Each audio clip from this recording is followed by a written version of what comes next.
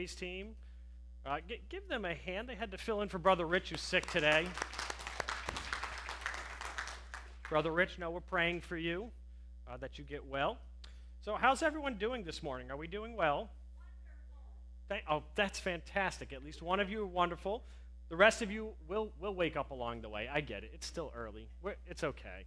So we have been in a Pray Bold series, and we've been kind of just walking through this. And so this week, we're going to look at the topic of Lord, Speak to Me. Now, last week, Pastor Andy challenged us to pray a very bold and difficult prayer. He challenged us to say, Lord, break me. That was a really hard prayer. How many of you cheesed out on that one? I'll raise my hand. No. That's a tough one, right? But it follows into this one, because when you ask the Lord to break you, you are then ready to ask him to speak to you. Once you are in that position where he has humbled you and reminded you who you are and who he is, you are in a position for the Lord to speak to you. So as I was studying this and thinking about how I wanted to present it, I like detective novels. I like detective shows. So does my family, so it kind of works out well. We kind of watch that stuff together. But out of curiosity, how many of you are fans of Sherlock Holmes? Either the books or the shows or the movies, but something. Okay, there's a few of you. Okay. I like it all. I read the books as a kid. I believe they've been passed on to my daughter, who has now hoarded all the novels in her room, which is fine. I encourage that. But we also watched together the BBC show. How many of you have seen that one, the modern day? Yeah, that one is fantastic, by the way. If you've not seen it, well worth your time. But one of the things that just intrigues us about the fictional character of Sherlock Holmes is his observation abilities. He's got this heightened sense of being able to just pick someone out in a crowd and telling you exactly what they're like. And it fascinates you, because you're like, man, I almost wish I could. Like, for instance, I'm just going to pick this random gentleman out in the crowd right here. He's wearing a red shirt. He's got gray hair. I can tell just by looking at him that he's an over-the-hill drummer with 3 kids. Isn't that crazy?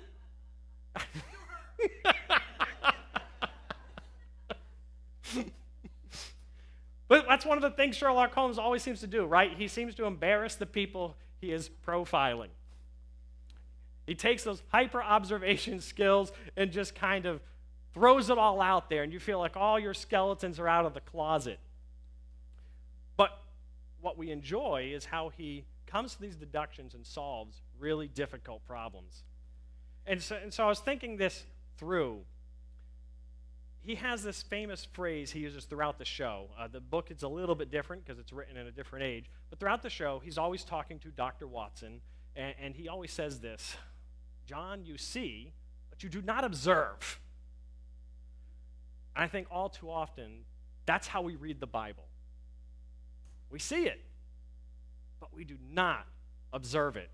And so this morning, as we kind of walk through this passage, we're going to be in 1 Samuel 3. So if you want to make your way to 1 Samuel 3, if you forgot your copy of the Word of God, don't worry. It will be on the screen, so you don't have to stress it. But as we walk through 1 Samuel 3, we're going to kind of look at it a little bit through the eyes of Sherlock Holmes and try to observe some things and have a little bit of fun with it, but also realize oftentimes when we read through the Word, we see, but we don't always observe what he's trying to impart to us. And so hopefully this morning, when we walk out of this building together, we will all have some observations of how the Lord can speak to you, how he can speak to me, those things that can make a difference in our lives permanently. So let's pick up our case, though, and I actually, we should name it, because he names all his cases, right? Let's see. And so 1 Samuel 3, you're going to kind of get an idea what the passage is about. We're going to label this the case of the mysterious voice. Okay? The case of the mysterious voice. Now, how many of you would say that the voice of the Lord has been mysterious to you at times? Yeah. Thank you for raising your hands. I appreciate your participation. By the way, all those who did not participate will not receive a Charms Blow Pop at the end of the service. That is your fault, okay? So, Um, Many times in our lives, we feel like the Lord's voice is mysterious to us. We can't quite hear it. We can't quite understand it. We don't quite recognize it. And I want us to realize as we walk through this passage this morning, as we study this case, it was no different for Samuel. So let's pick it up. Let's look in 1 Samuel 3 and look at verse 1. And the child Samuel ministered unto the Lord before Eli, and the word of the Lord was precious in those days. There was no open vision. I want us to start off by understanding, let's take some observations out of this passage, shall we? So we see, first of all, that Samuel's age, he is listed as a child. So we automatically can deduce this. We don't know his exact age, but because he was serving at the temple, he was over the age of 5. And because he was not yet listed as a man, he is under the age of 13. Because that was when you became a man in Jewish society. So somewhere between the ages of 5 and 13, we find Samuel. Most people just split the difference and say he was 8 or 9. They just go for that. Okay? So let's just say, for the sake of today, he is 9 years old. We are dealing with a 9-year-old boy. This is who Samuel is at this time, okay? Now, we also see another thing. He ministers unto the Lord before Eli. So Samuel has some guidance. And as we all know, any 9-year-old needs guidance, okay? Really? I probably still need guidance, but I just don't listen to my dad anymore. The reality is, as a child, you need guidance. And we see Samuel is being guided by Eli. But here's the interesting thing, because what really makes this interesting, we're going to find out later in the passage, is the Lord mentions that he is ministering to the Lord through through Eli. Okay, so he's ministering to the Lord. So all the chores, all the work he is doing as a 9-year-old boy, the Lord is acknowledging that this is ministry to the Lord. Think of that.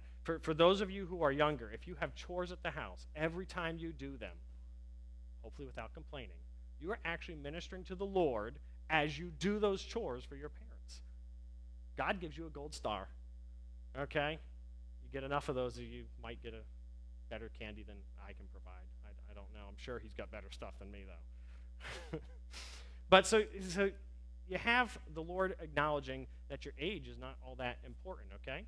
Now, but as you read that first verse, 2 questions really kind of popped out at me.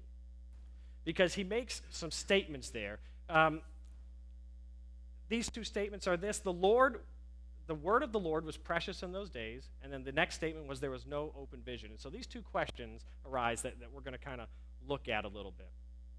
Okay? Why was the word of the Lord precious in those days, and why was there no open vision?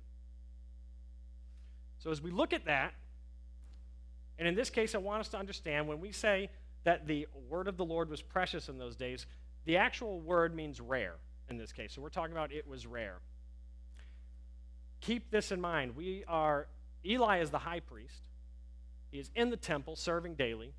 And by the way, Eli, he picked up the spot right after Samson. That's kind of so to give you that kind of timeline of where we are in Israel, you have the judge, Samson, and then you have Eli. And Eli's in charge for 40 years, and yet it is stated that the word of the Lord was rare in those days. In other words, he didn't speak to them all that often. And so the first question becomes, well, why did he not speak to them? And for that, you'd have to look back in chapter 2, and I'm just going to kind of give you an overview. I want us to really get a hold of this morning, okay? So Eli had 2 sons. Now, as you're going to find out, Eli actually does love the Lord. Here's his problem. He does not love the Lord as much as he loves his 2 sons. It's not that he doesn't love the Lord. It's that he does not love the Lord as much as he does his 2 sons. And we're going to see that brought out later. So Eli's 2 sons had a few issues. First of all, they're priests, but they were just absolutely destroying the office of priest. Some of the things that they were doing that you find out if you ever want to read 1 Samuel chapter 2, you can see what they were doing. But 2 of the big things that pop out is they are stealing the sacrifices people bring for their sins before they're actually completed. So these people, the people of Israel, come to the temple, they bring their sacrifice, and they need it to be burnt on the offering. The fat needs to be burned, The meat needs to be brought to a certain point, in some cases boiled. And what they're doing is they are looking out and they're like, whoa, is that Angus beef? I'm going to take that now. Don't worry, it'll be sacrificed. Don't worry about it. And they're taking that Angus beef back to them, slicing up the steaks, and they're enjoying it. Okay, so that's one of the things they're doing. They are making a mockery of God's system for the Jews at this time. They're stealing the sacrifices that are meant for the Lord to fatten themselves, literally. The next thing we see them doing is they also were a little bit promiscuous with the women serving at the temple. That's how we're going to politely say it this morning, okay? They were taking liberties with the young ladies who were working at the temple gate. And here's the thing. God actually sent a prophet to Eli to give him some warning about all this. He says, I see what your sons are doing. And he gives Eli this warning. And yet when we get to chapter 3, as we're going to read through this, we're going to see one of the reasons why the word of the Lord is so rare, why there's no open vision, is that Eli, the man who is in charge of leading their spiritual well-being, is placing his sons over the Lord. So he's ignoring what the Lord is telling him. He's ignoring what he knows is right. And that is why the Lord is not speaking to him. And so the Lord is going to pick Samuel, as we're going to see.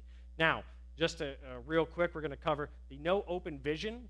That's actually referring to a national prophet. So there was individual prophets, like if you read 2 Samuel 2, you'll see an individual prophet comes to Eli with the word from the Lord. But there was no national prophet that had a word for the people anymore, because that was supposed to be Eli.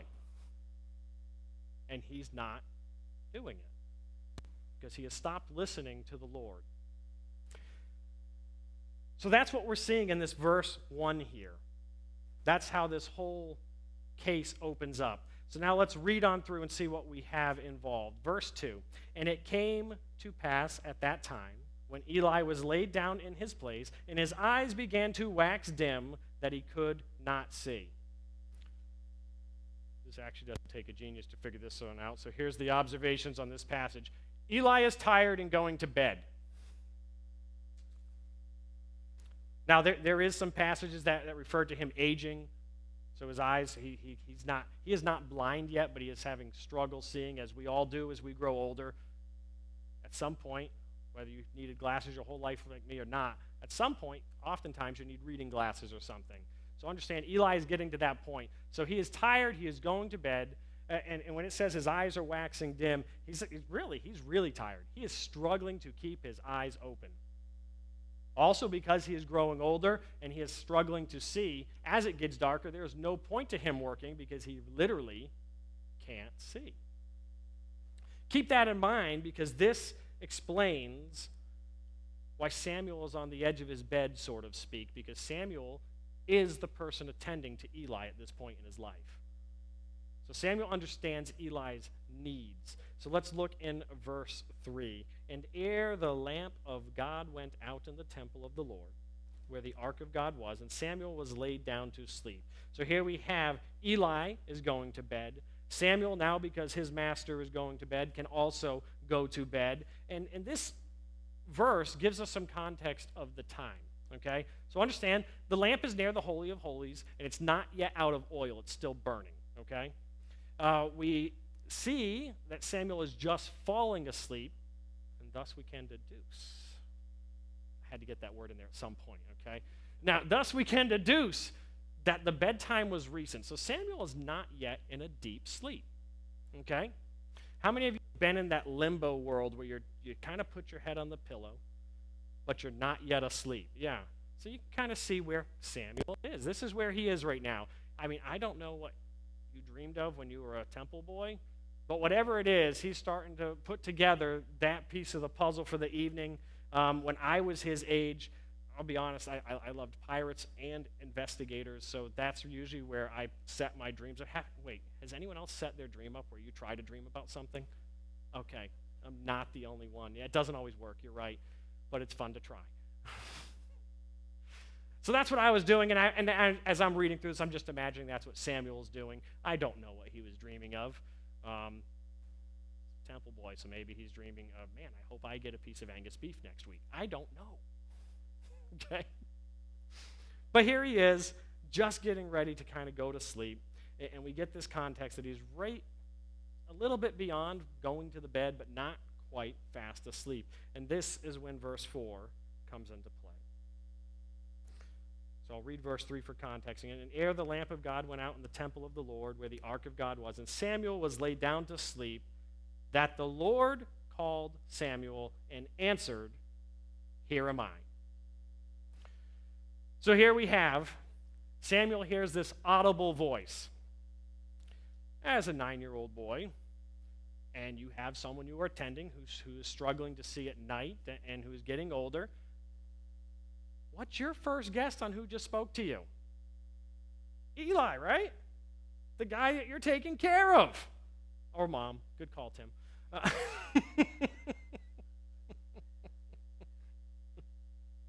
But Samuel's like, this got to be Eli. He hears a physical, audible voice. And so he naturally is going to respond to let Eli know he heard him. And so in verse 5 we see this. And he ran unto Eli and said, "Here am I, for thou callest me." And he said, this is now Eli speaking to him, "I called not, lie down again." And he went and lay down. So Samuel gets up, runs to Eli's room, says, "I heard you, what do you need?" What is it? Warm glass of milk, a muffin, do I need to take the dog out? What is it? What do you need? And of course Eli's like, "I didn't call you. Go back to bed and don't bother me." Now I think we've all been there with our kids at some point, where your kid comes into your room and you're like, "Listen, I'm tired and I put you to bed like an hour ago. What are you doing in here?" Okay? So this is Eli and Samuel's ritual right now, that Samuel's certain he heard this audible voice. He is certain that Eli called him, and then Eli says, "No, I did not. Please go back to bed." And so Samuel does. He goes back to his room. He lays down. And then in verse 6 we see, "And the Lord called yet again, Samuel. And Samuel arose and went to Eli and said, Here am I, for thou didst call me." He is certain this time. And Eli answered, "I called not, my son, lie down again." So now Samuel, he's probably getting a little bit frustrated right now, because he's like, first of all, of the two of us, I'm certain my hearing is better. Okay? He's thinking that one through. He's like, someone called me, and you're the only one in here. He's like, you called me this time. Don't act like you didn't call me. Once again, Eli's like, no, I really did not call you. I just want to be left alone and go to sleep, Samuel. He's like, go back to bed. So at this point, we have to imagine Samuel is starting to wonder what is going on, because he knows he's hearing an audible voice. It is clear, distinct to him. He knows someone is calling his name. He is also well aware that the only other person next to him is Eli. So he has said, these two things add up. I'm hearing it, only one other person, has to be Eli. So he's going back to bed wondering what is going on. Maybe he's thinking, why is Eli playing games with me? Or maybe he's thinking, maybe that dream's a lot more real than I thought it was. Regardless, he is going back to bed, and he's wondering what's going on. And now he just gets back to bed. You know, you just get back in, pull the covers back over, lean your head right, left, whichever way you do it, okay? And now he's like, oh, all right, fluffs the pillow up a little bit, you know. Oh, that's good. Okay, now I'm ready. Ready to go back to sleep. And then in verse 7, we find out just a little bit more detail before he's called again. Now Samuel did not yet know the Lord, neither was the word of the Lord yet revealed unto him. It's very interesting that in the middle of this narrative of the Lord calling him constantly, that the Lord provides us some context for Samuel and says, hey, he doesn't know me yet. He's hearing an audible voice, but he cannot recognize it because he does not know him yet. And we're going to kind of look at this verse a little more specifically later on in the sermon, but I find it very interesting that he did not need to know the Lord to hear from the Lord. Let that one settle in as we kind of go through this passage. He did not need to know the Lord to hear from the Lord. And we're going to look at how that comes into play later. But now let's pick up again in verse 8. And the Lord called Samuel again the third time. And he arose and went to Eli and said, here am I, for thou didst call me. I'm almost picturing Samuel kind of stomping his way to the room this time and saying, listen, I don't know how to respectfully say this, but you're calling me. What do you want? Because by this time, he's like, there's no way that you're the only person here. You have to be calling me. And now we finally see Eli is starting to catch on. Eli perceives that the Lord had called the child. So Eli is like, all right, I'm not calling him. He claims someone's calling. There's no way he's coming in here 3 times if he doesn't believe someone's calling him. And that is when Eli puts it together and realizes that the Lord is trying to speak to Samuel. And so here in verse 9, we see how Eli responds from this point on. Therefore Eli said unto Samuel, go lie down, and it shall be, if he call thee, that thou shalt say, speak, Lord, for thy servant heareth. So Samuel went and lay down in his place.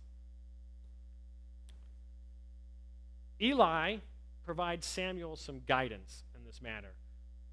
See, Samuel doesn't yet know the Lord. Samuel doesn't know who's calling him, but he is 100% certain someone has called him 3 times now. And so Eli, putting it together, says, you know what? You need a little bit of help so that the Lord can speak his message to you. And I want to suggest tonight that sometimes we need a little more help to understand when the Lord is speaking to us. So I was putting this together. I was thinking, what kind of things hold us back from understanding when the Lord is speaking to us? What does Samuel have here in this passage that many of us kind of ignore? And for adults, it's easy. When you become a certain age, you don't listen to as many people as you used to. There's a certain amount of freedom you're offered being an adult. And so you don't seek out mentors in some areas of your life. You've moved beyond that. When you're a kid, you need a mentor for everything. It's usually mom or dad or someone you latch on to, whether a coach or a very significant individual in your life, a teacher. There's someone you latch onto that helps guide you. And yet, as an adult, we kind of step away from that. And so I want to suggest this morning that perhaps we need to evaluate who are our mentors in life. Who can help us understand some of these things that are happening in our life, that can help us discern whether the Lord is trying to tell us something, speak to us, or whether or not it's just a circumstance. And I think oftentimes we miss what the Lord is trying to say to us because we isolate ourselves from those who could help us.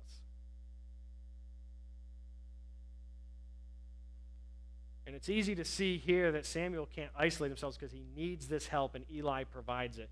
And here's the thing. As you are walking through life, there are going to be times when you need help. And if you've isolated yourself from help, you're not going to receive it. It's not that the Lord doesn't want to provide it for you. It's not that he's not trying to help you understand it. It's that you have sequestered yourself away from it. But let's move on and see what the Lord actually has to say to Samuel. So verse 10. And the Lord came and stood and called as at other times, Samuel, Samuel. Then Samuel answered, Speak, for thy servant heareth. And the Lord said to Samuel, Behold, I will do a thing in Israel, at which both the ears of everyone that heareth it shall tingle. So with Eli's guidance, Samuel now knows how to respond, and he finally gets to talk to the mysterious voice. He doesn't quite understand who he is yet, but Eli's provided him with enough that he can actually respond and hear the message. And here's the thing. We're not going to read through that entire portion, but I'm going to summarize what he has told, because this is a really interesting message he's delivering to this roughly 9-year-old boy. The Lord tells Samuel all the things that are going to happen to Eli's family because Eli has failed to listen to him. He throws this burden on him, and he tells Samuel that Eli's line will be ended with both his sons dying on the same day. He further tells Samuel that Eli's descendants will no longer get to hold the office of priesthood. They're going to be cut off from it. Pretty much tells them that they're going to be beggars, begging for a position that will just pay them in bread even. And this is the message that the Lord delivers to this 9-year-old boy who, for all other purposes, Eli is his dad. He was dropped off when he was old enough to take care of himself by his mom and dad at the temple. And up to this point, the figure of authority, the figure in his life that has helped him get through everything, that has explained his duties, that has helped him learn anything, has been Eli. And the Lord delivers this weighty message to this young boy to then give to his father, to his master.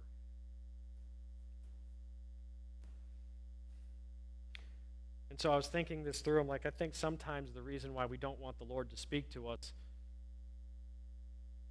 is the message is hard to hear sometimes, isn't it? We don't always want to hear what he has to say because sometimes he's not delivering the favorable message. Sometimes he's delivering something tough to hear, tough to deal with. And as we skip ahead to verse 15, I'm just going to read verse 15 here. And Samuel lay until the morning and opened the doors of the house of the Lord, and Samuel feared to show Eli the vision. So if Samuel wasn't already having a sleepless night because he kept getting up and down, he knows he's hearing a voice, he's not sure what's going on. And then when he finally hears the message, he has a very sleepless night. He's just had this bomb dropped on him from the Lord saying, this is what you're going to need to tell Eli. And Samuel loves Eli. Samuel cares about Eli. He has been Eli's little helper. He has been Eli's caretaker probably just for the last year or so, where he's getting Eli's food. He's helping Eli with whatever he can. And Samuel reveres this man, and so he is scared to death to have to give this message to this man, and he cannot sleep. And then you get this impression that he gets up in the morning, and he probably got about his chores a little bit quicker than usual, because he is looking to avoid Eli. He's like, man, maybe if I don't see him. Maybe if I don't see him, I don't have to share this. I don't want to share this.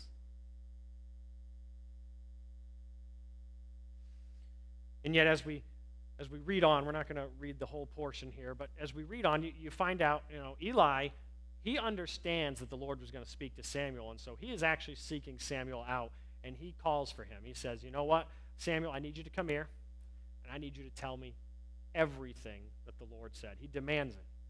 And in such a way where he says, listen, if you don't tell me everything the Lord said, holding nothing back from me, I am praying that the Lord does the same thing to you. That's a pretty strong message, too, to give a 9-year-old boy, isn't it? But he knows he needed to hear what the Lord had. He needed to hear what the Lord spoke because the Lord was not speaking to Eli anymore.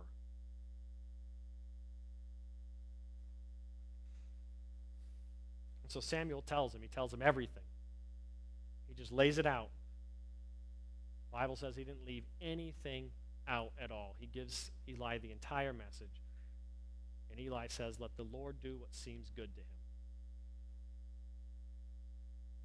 Eli's resigned at this moment to understand that that's how it's going to be.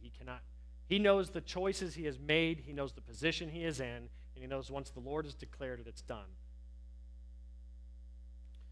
But here's the verse I kind of want to end the passage on before we talk about it. Skip down to verse 19 with me. And Samuel grew, and the Lord was with him, and did let none of his words fall to the ground. All this other stuff, all the story kind of pours into this one verse. And we're going to pull some observations out in a moment. But see, once the Lord began to speak to Samuel, and Samuel did not ignore them. He listened to them. He shared them with who he was told to share them. He did what he was asked to do. The Lord continued to speak to Samuel throughout his entire life.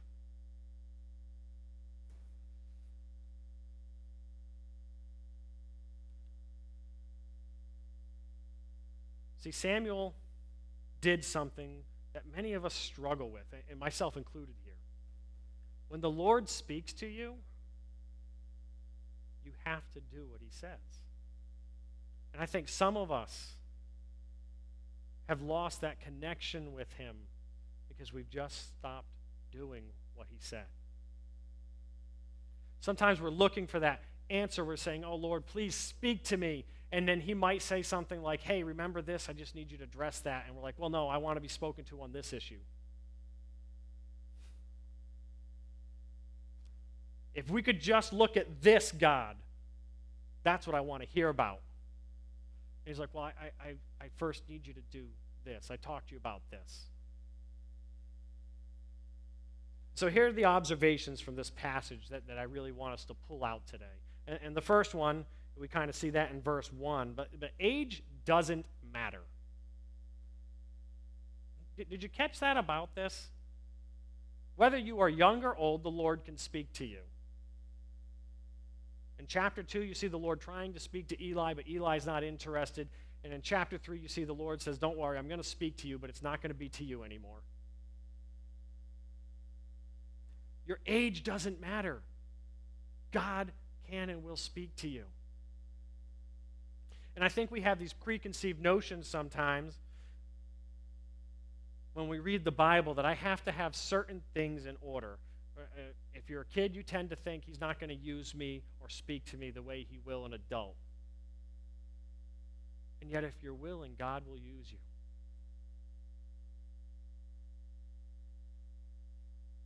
As you get older in life and you're like, well, you might understand the Lord speaks to you, but you're not always willing to do because sometimes he's asking you to do something that seems hard or difficult with your current circumstances.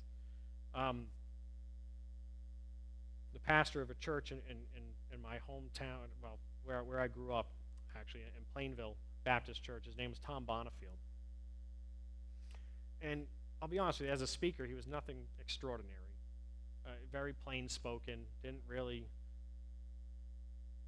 just didn't entertain you, so to speak. Not that you're looking for entertainment, but you know what I mean. There's some people that just capture your attention and hold it. He could not do that. But as a pastor, that man loved so much that you could not ignore his impact on you. And what I liked about him is he served till the day he died. He died when he was 82. And after he left the pastorate in Plainville, he actually went as a missionary to Venezuela. And that's where he passed away, and they brought him back. But Tom Bonifield lived his life, and I just remember he wrote in my first Bible that I ever got. I graduated high school under him, and he wrote my first Bible in just this wonderful, wonderful message. I still have it to this day at my house of what he encouraged me to do in the Lord. And one thing he said, no matter how old you get, if he sends you, please go. And he lived that principle his entire life. Age doesn't matter.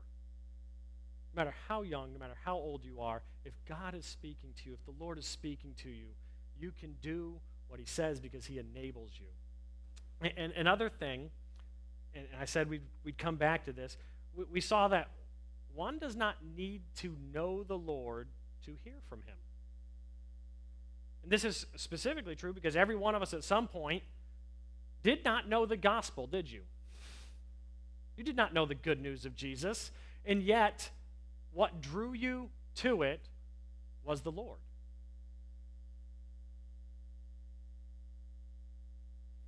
So if by chance you are out there today and you're like, well, the Lord can't speak to me. I'm not even a Christian. I don't go to church. I don't follow these things. I want to encourage you to know today that the Lord is looking to speak to you very specifically about your eternal destination. You don't need to know him to hear from him because he wants to tell you. He wants you to hear from him. He wants you to know his love for you. He wants you to know that he sent his son Jesus on the cross to die for your sins, to pay a price that you and I can't pay. He wants you to know that he rose from the dead. Jesus rose from the dead 3 days later and defeated death and the grave. And he wants you to know that he ascended to heaven to prepare a place for every single person that places their faith in Jesus as Lord and Savior. Just because you don't know him yet doesn't mean he can't speak to you. He can and he wants to speak to you. But here are some things that we also observe. When the Lord talks to you, act on what he tells you.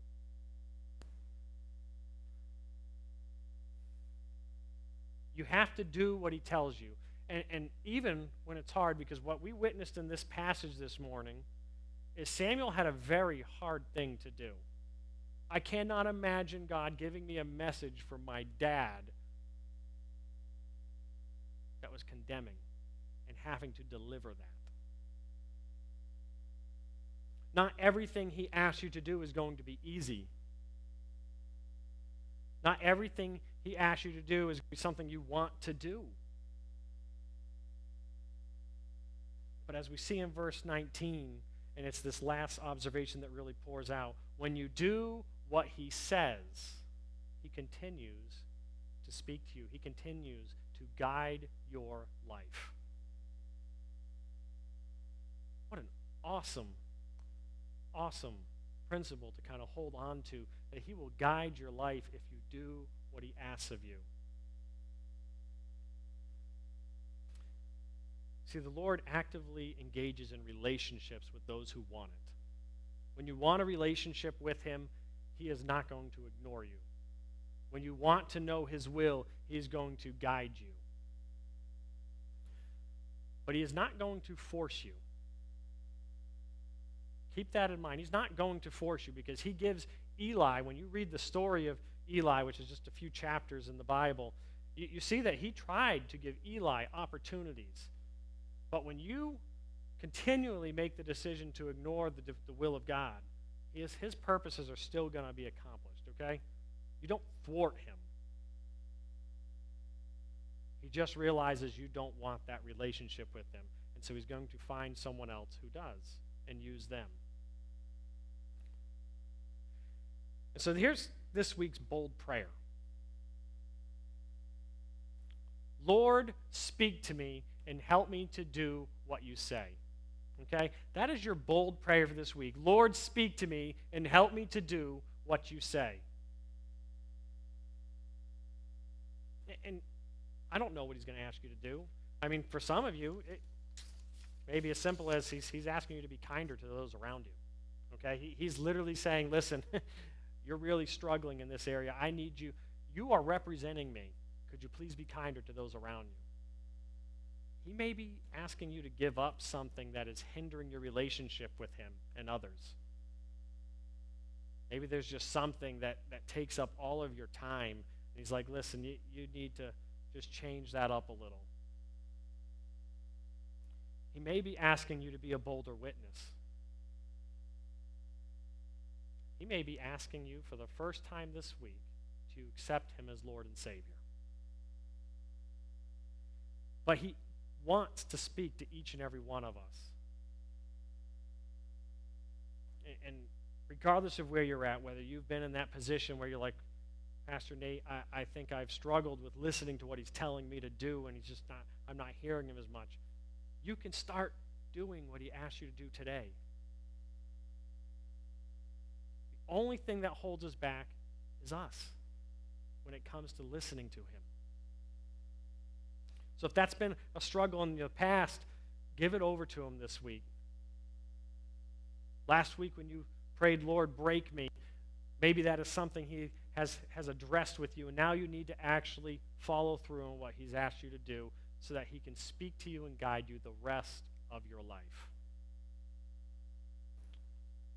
I'm going to ask the gentleman to come forward as we get ready to close out. I'm going to pray in a moment. But I want you to think on that this week. What is it that is holding you back from hearing from the Lord on a regular basis? What is it you need to do a little differently or listen to him so that he will continue to guide you in your life and speak to you on a regular basis, that you can see an impact on you, but also those around you? Think on that this week as you pray that prayer. Heavenly Father, we thank you so much for this morning. I thank you for this time that we've gotten to open your word, and just, Father, for sharing with us some of the things we see but we don't observe in your word. You want more desperately than any one of us to speak to us and to help us. So help us now, Father, to allow you to do that this week in each of our lives, for us to let you speak to us and then for us to do what you ask of us. In Jesus' precious and heavenly name we ask these things.